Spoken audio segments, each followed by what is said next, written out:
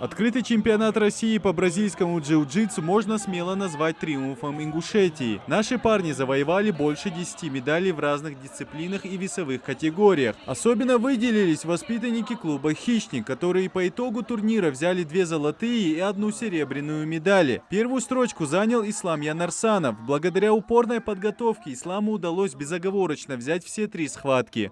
В своем весе я 1 схватку сделал, и абсолютком 3 схватки сделал, и подосрочно. Абсолютки чеченец и там дагестанец, и хорошо с техником, физикой они хорошо были там. Ну, хорошо поборолись там. У меня, как сказать, коронка через руку удушающую делать, и получилось не так.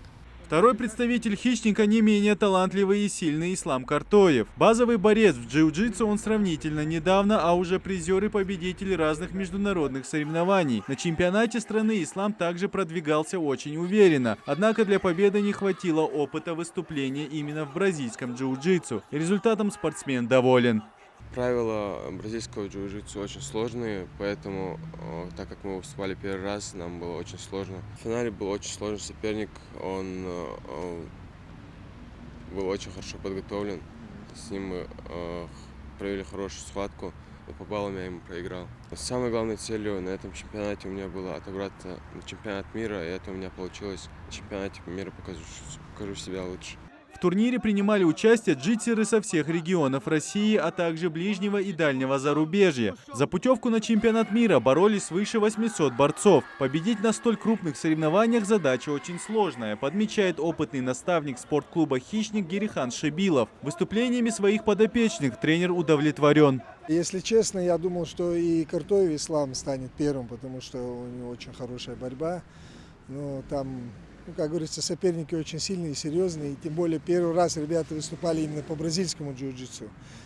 Сложности в правилах. А так я доволен их выступлением. Самое главное, что они оба отобрались на чемпионат мира, который сейчас пройдет в декабре.